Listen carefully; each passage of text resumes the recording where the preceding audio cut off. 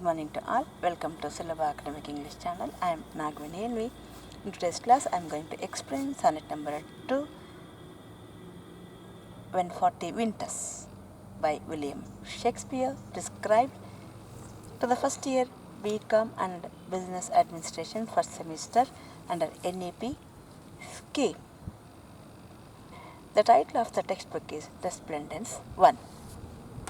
William Shakespeare is one of the best playwrights and poets of English literature of the 16th century, the Elizabethan age, which is also known as the Renaissance period. William Shakespeare ರವರು 16ನೇ ಶತಮಾನದ ಅತ್ಯುತ್ತಮ ಕವಿಗಳು ಮತ್ತು ನಾಟಕಕಾರರಲ್ಲಿ ಒಬ್ಬರು. ಆ ಯುಗವನ್ನು ರಾಣಿ Elizabeth ಮತ್ತು ಸಾಹಿತ್ಯ ಪುನರುಜ್ಜೀವನ ಕಾಲ ಎಂದು ಗುರುತಿಸಲಾಗಿದೆ. His period is from 1564 to 1616. He was born on April 23, 1564 in the village of Stratford-on-Avon. He has written 37 plays and 154 sonnets.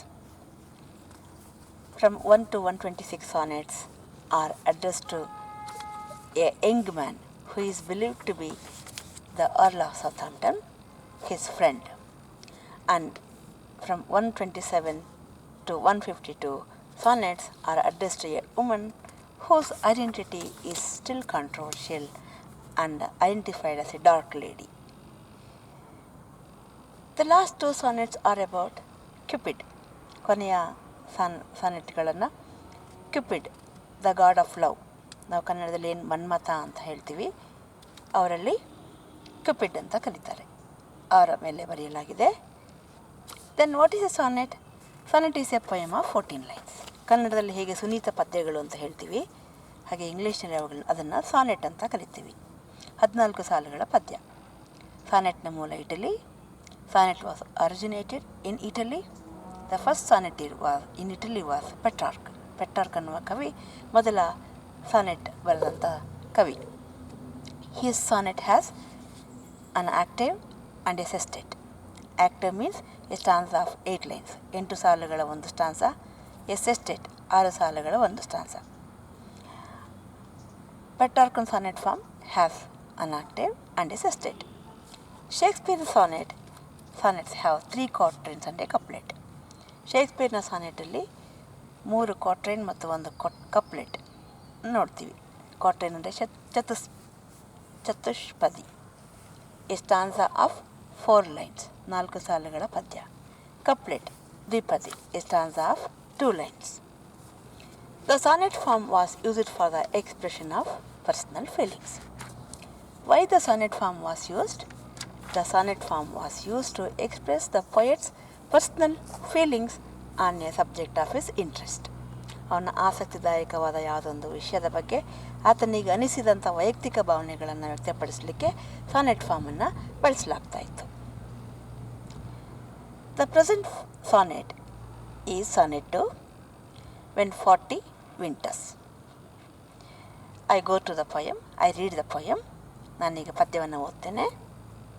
When 40 winters shall besiege thy brow and big deep trenches, thy beauty's field, thy youth's proud livery, so gazed on now, will be a tattered weed of small worth held. Then being asked, where all thy beauty lies, where all the treasures of thy lusty days, to say within thine own deep sunken eyes, were an all-eating shame and thriftless praise. How much more praise deserved thy beauty's use? If thou could answer this fair child of mine, shall sum my count and make my old excuse, proving his beauty by succession thine, this were to be new made when thou art old, and see thy blood warm when thou feels it cold. The theme of this poem is The poet's appreciation of his friend's beauty and his suggestion to his friend to get married and beget a child. By doing so, to make his beauty an immortal one on this earth through his successor. ಈ ಕವನದ ವಸ್ತು ವಿಷಯ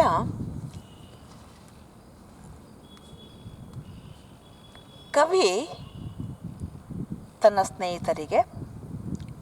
ಸ್ನೇಹಿತರ ಸೌಂದರ್ಯವನ್ನು ಹೊಗಳುತ್ತಾ ಅದಕ್ಕೆ ಮೆಚ್ಚುಗೆಯನ್ನು ಸೂಚಿಸುತ್ತಾ ಒಂದು ಸಲಹೆಯನ್ನು ಕೊಡ್ತಾರೆ.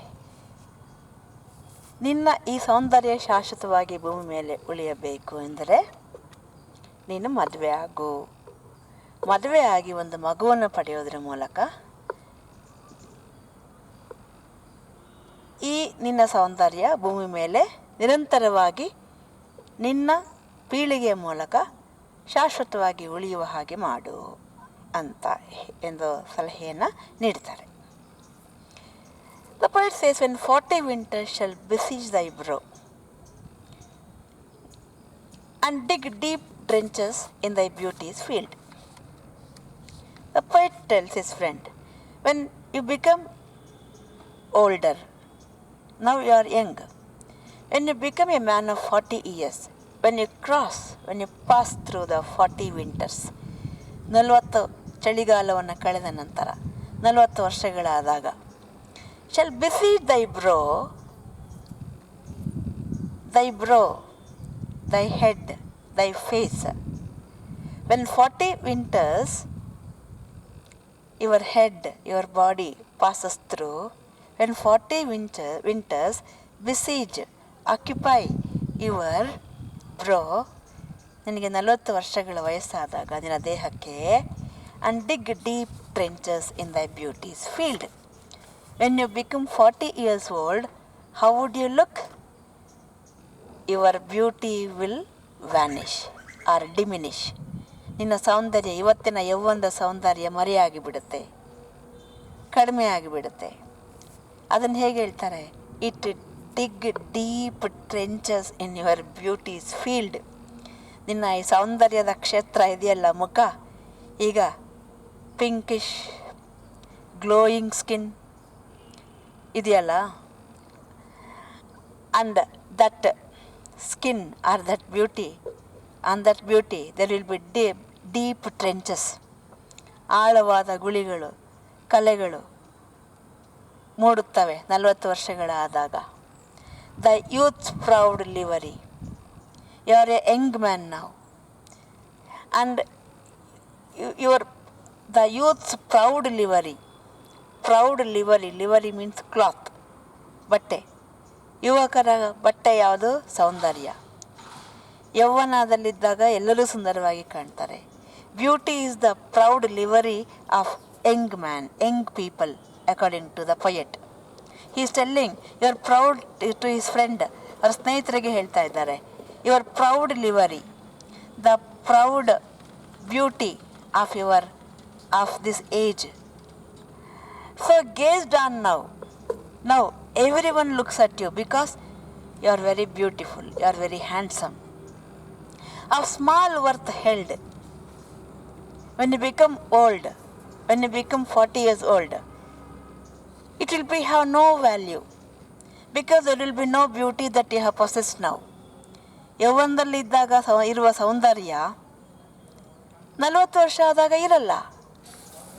Then being asked where all thy beauty lies. And at the age of 40, people will look at you and ask you, oh, how handsome you are, how beautiful you are. ಹುಡುಗರಿಗೆ ಬ್ಯೂಟಿಫುಲ್ ಅಂತಾರೆ, ಹುಡುಗರಿಗೆ handsome ಅಂತಾರೆ.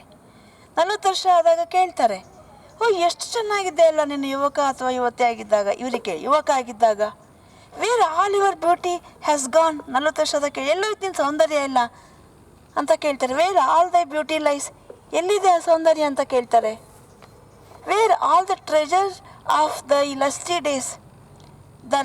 Days, the beauty which was used to incite lust in others, desire in others. ಬೇರೆಯವರಲ್ಲಿ ನಿನ್ನ ಬಗ್ಗೆ ಹೊಸ ಹೊಸ ಕಾಮನೆಗಳನ್ನು ಮೂಡಿಸ್ತಿದ್ದಂಥ ಆ ಯೌವನದ ಸೌಂದರ್ಯ, ಆ ಸಂಪತ್ತು, treasure of the lusty days, treasure of those younger days, where is it lying now? ಎಲ್ಲಿದೆ ಅದು ಅಂತ ಯಾರು ಕೇಳಿದರೆ ನೀನೇನು ಹೇಳಬೇಕು? To say within thine own deep sunken eyes, it has gone nowhere, it is here only in my own deep sunken eyes. ಕಣ್ಣುಗಳಾಗ ಫಳ ಫಳ ಫಳ ಫಳ ಹೊಳಿತಾ ಇದ್ವು. Now where has all the beauty gone? Deep in my own deep sunken eyes. All the beauty is sunk within my my. Eyes ಸೌಂದರ್ಯವು ನನ್ನ ಕಣ್ಣೊಳಗಡೆ ಹುದುಗಿ ಹೋಗಿಬಿಟ್ಟಿದ್ದೆ ಅಂತ ನೀನು ಹೇಳಬೇಕಾಗತ್ತೆ.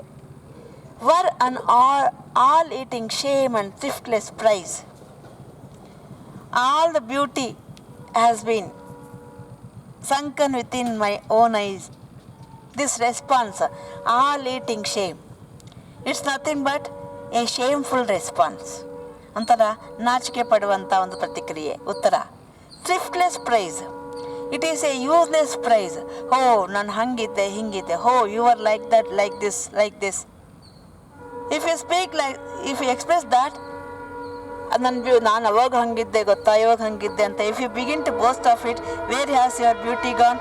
Your beauty, my beauty is now lying within my eyes, it is sunken within my ice.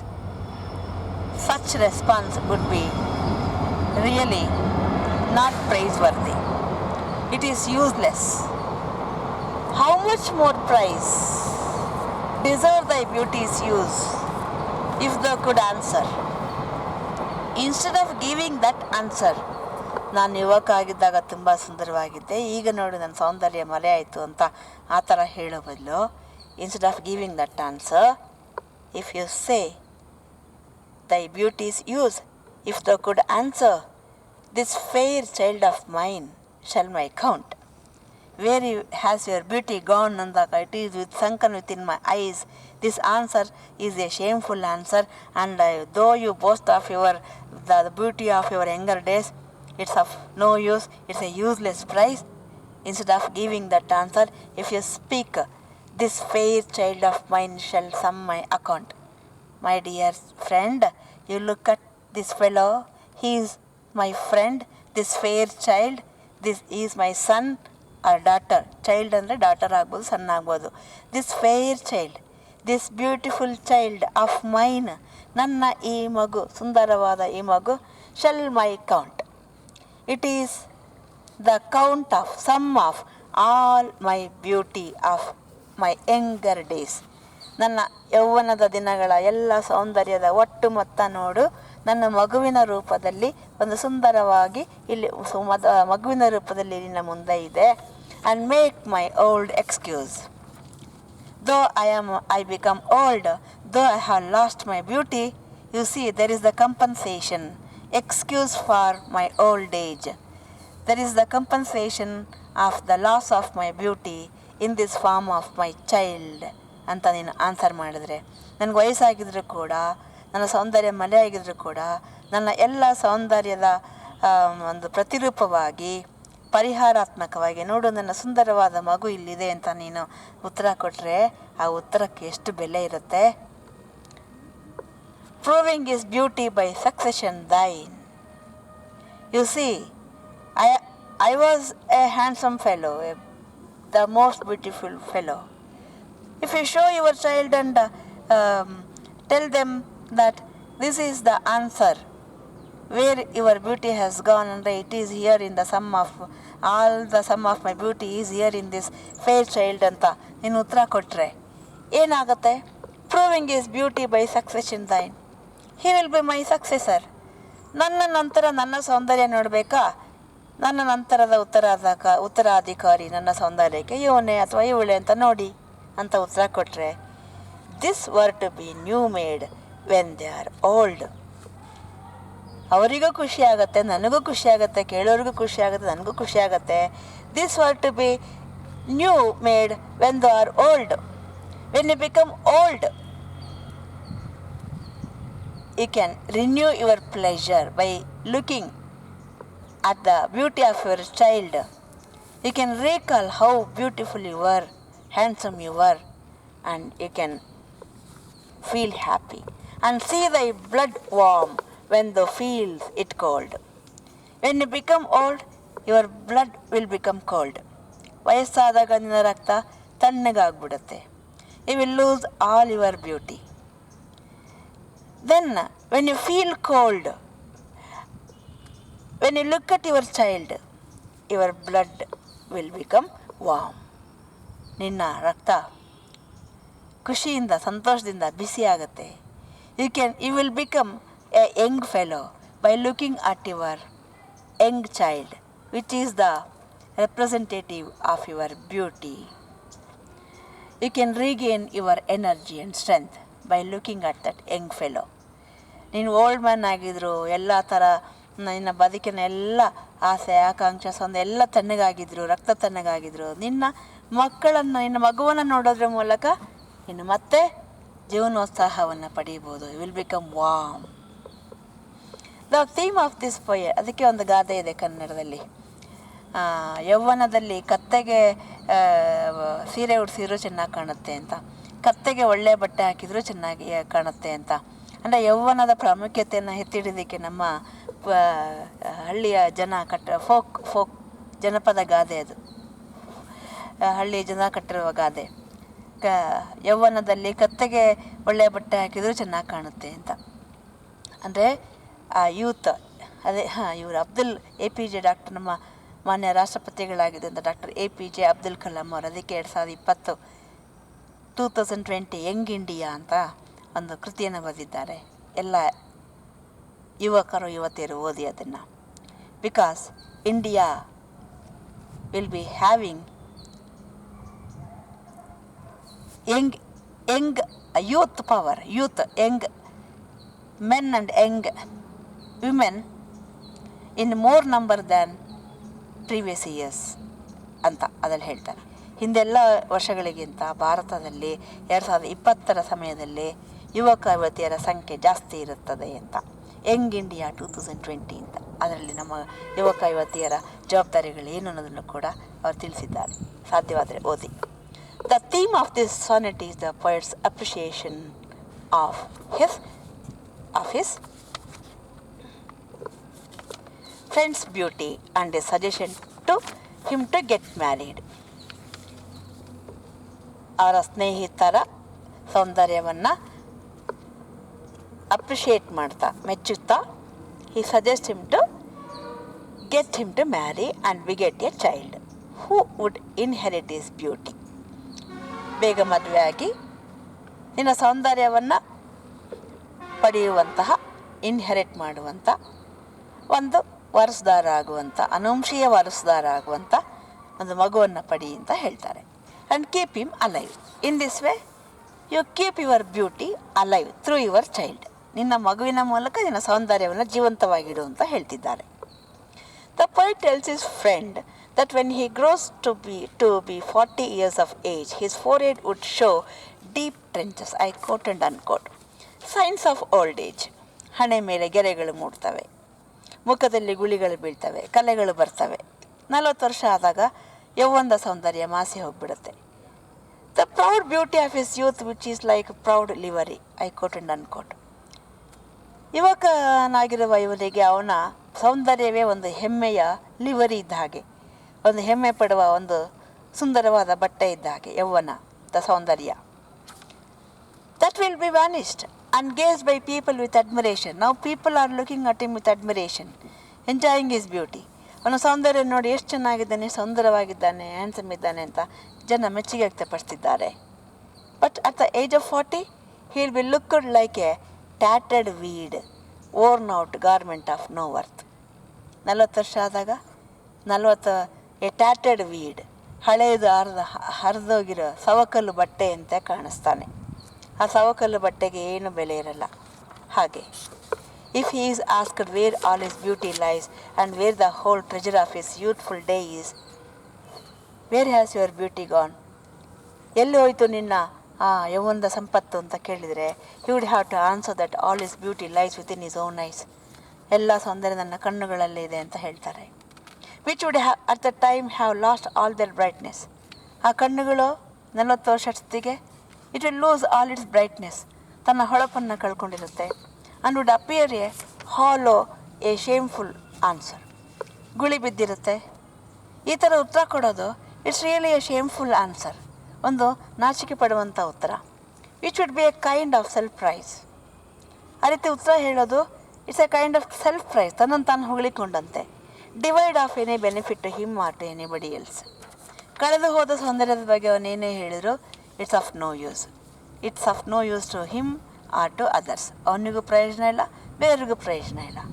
Instead if he would get married and beget a child, ಅದರ ಬದಲು if he would get married, ಮದುವೆ ಆಗಿ ಒಂದು ಮಗು ಮಾಡಿಕೊಂಡ್ರೆ, ಮಗುವನ್ನು ಜನ್ಮ ಕೊಟ್ಟರೆ, his answer would be that his fair child resembles his beauty.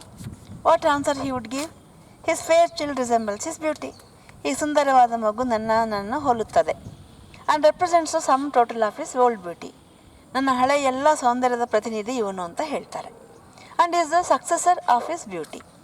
ನನ್ನ ಬ್ಯೂಟಿಯ ಮುಂದಿನ ವಾರಸುದಾರ ಈತನೇ. He would be praised much. ಈ ರೀತಿ ಉತ್ತರ ಕೊಟ್ಟರೆ people will praise him. His child's beauty would actually be his own beauty. ತನ್ನ ಮಗು, ಅವನ ಮಗುವಿನ ಸೌಂದರ್ಯ ಇವನ ಸೌಂದರ್ಯವಾಗಿರುತ್ತೆ. Which would have passed on to him as legacy. ಅದೊಂದು ಆಸ್ತಿಯಂತೆ, ಲೆಗಸಿಯಂತೆ, ವಂಶ ಪಾರಂಪರ್ಯ ಆಸ್ತಿಯಂತೆ. He has transferred his beauty to his child. His child would make a new man of him in his old age. ಅವನು ವಯಸ್ಸಾದಾಗ ಮಗು ಅವನನ್ನು ಹೊಸ ಮನುಷ್ಯನನ್ನಾಗಿ ಮಾಡುತ್ತೆ. Even though the blood in his own veins, ಅವನ ನರನಾಡಿಗಳಲ್ಲಿರುವಂಥ ರಕ್ತ, ದೋ ಇಟ್ ಬಿಕಮ್ಸ್ ಕೋಲ್ಡ್, ತಣ್ಣಗಾಗಿರುತ್ತೆ. And you would lose interest in all the other things of life. ಜೀವನದ ಎಲ್ಲ ವಿಚಾರಗಳಲ್ಲಿ ಆಸಕ್ತಿ ಕಡಿಮೆ ಆದಾಗ you wood feel warm on saying is child. ಅವನ ಮಗುವನ್ನು ನೋಡಿ ಅವನು ಉತ್ಸಾಹವನ್ನು ಪಡೀತಾನೆ. ಈ ಫೀಲ್ಸ್ ವಾರ್ಮ್, ಚೈತನ್ಯವನ್ನು ಪಡೀತಾನೆ. The sense of having a child would have an invigorating effect on him in his old age. ಈ ಓಲ್ಡ್ ಏಜಲ್ಲಿ, ವೃದ್ಧಾಪ್ಯದಲ್ಲಿ ಒಂದು ಮಗುವನ್ನು ಪಡೆಯೋದು ಆತನ ಮೇಲೆ ನಿಜವಾಗಿಯೂ ಒಂದು ಇನ್ವಿಗೋರೇಟಿಂಗ್ ಎಫೆಕ್ಟ್, ಒಂದು ರೀಜುವನೇಟಿಂಗ್ ಎಫೆಕ್ಟನ್ನು, ಒಂದು ಚೈತನ್ಯಶಾಲಿ ಜೀವನೋತ್ಸಾಹವನ್ನು ಮೂಡಿಸುವಂಥ ಒಂದು ಪರಿಣಾಮವನ್ನು ಮಾಡ್ತದೆ. Conclusion. Thus the poet in an argumentative tone, like a lawyer, ವಕೀಲರಂತೆ ಆರ್ಗ್ಯುಮೆಂಟ್, ವಾದ ಮಾಡ್ತಾ, tries to convince his friend to get married. ಅವರ ಮಗನನ್ನು ಮದುವೆ ಆಗಲಿಕ್ಕೆ ಒತ್ತಾಯ ಅವರ ಸ್ನೇಹಿತನಿಗೆ ಮದುವೆ ಆಗಲಿಕ್ಕೆ ಒತ್ತಾಯ ಮಾಡ್ತಿದ್ದಾರೆ. And beget a child who would inherit his beauty. ಬೇಗ ನಿನ್ನ ಸೌಂದರ್ಯವನ್ನು ಅನುವಂಶವಾಗಿ ಪಡೆಯುವಂಥ ಮಗುವನ್ನು ಪಡ್ಕೊ. ಆ್ಯಂಡ್ ಬಿ ಅಲೈವ್, ಜೀವಂತವಾಗಿ ಉಳಿ. If his friend does not marry, ಮದುವೆ ಆಗಿಲ್ಲ ಅಂದರೆ all his beauty would fade away in the course of time. ಕಾಲ ಕಳೆದಂತೆ ಸೌಂದರ್ಯ ಮರೆಯಾಗುತ್ತೆ. In his old age his eyes would become hollow. ವಯಸ್ಸಾದಾಗ ಕಣ್ಣು ಗುಳಿ ಬೀಳುತ್ತೆ. And his other bodily attractions would also disappear. ದೇಹದ ಫಿಟ್ನೆಸ್ ಎಲ್ಲವೂ ಮರೆಯಾಗುತ್ತೆ. And when he is asked where his beauty is gone, you would not be in a position to give any satisfactory reply. ಎಲ್ಲಿ ಹೋಯ್ತು ನಿನ್ನ ಸೌಂದರ್ಯ ಅಂದರೆ ತೃಪ್ತಿಕರವಾದ ಉತ್ತರ ಕೊಡೋಕ್ಕೆ ಸಾಧ್ಯ ಆಗಲ್ಲ. He would simply have wasted his beauty instead of having utilised it by marrying a woman and producing a child. ದೇವರು ಅಷ್ಟು ಒಳ್ಳೆಯ ಸೌಂದರ್ಯ ಕೊಟ್ಟಿದ್ದರೂ ಕೂಡ ಉಪಯೋಗಿಸ್ಕೊಂಡು ಒಂದು ಒಳ್ಳೆಯ ಹುಡುಗಿನ ಮದುವೆ ಆಗಿ ಒಂದು ಮಗುವನ್ನು ಪಡೆದು ತನ್ನ ಸೌಂದರ್ಯವನ್ನು ಇಲ್ಲಿ ಶಾಶ್ವತಗೊಳಿಸೋದು ಬಿಟ್ಟು ವೇಸ್ಟ್ ಮಾಡ್ದ ಅಂತ ಎಲ್ಲರೂ ಬೈತಾರೆ. But if he gets married now and begets a child, ಅದ್ರ ಬದಲು ಈಗ ಮದುವೆ ಆಗಿ ಒಂದು ಮಗುವನ್ನು ಮಾಡಿಕೊಂಡ್ರೆ he can point to his child in his old age and say that all his beauty now lies in him. ಆ ಮಗುವನ್ನು ತೋರಿಸಿ, you fellows, you look at my child, he represents me, he resembles me, or he or she resembles me, and he is my successor, all my beauty lies in him ಅಂತ ನಾವು ಎಲ್ಲ ನನ್ನ ಸೌಂದರ್ಯವನ್ನು ಇವನೇ ಪಡ್ಕೊಂಡಿದ್ದಾನೆ, ಇವನು ನನ್ನ ನಂತರ ಇವನೇ ನನ್ನನ್ನು ಪ್ರತಿನಿಧಿಸ್ತಾನೆ ಅಂತ ಹೆಮ್ಮೆಯಿಂದ ಹೇಳ್ಬೋದು ಅಂತ ಹೇಳ್ತಾರೆ. So in this way the poet, he is highly appreciative of his friend's beauty. He admires his friend's beauty like anything, and his goodness like anything, and he wants his friend's beauty and goodness, gentleness to be permanent on this earth. through the child of his friend. I think you have understood the explanation. If you have any question or query, please post it in the comment box. Take care. Bye.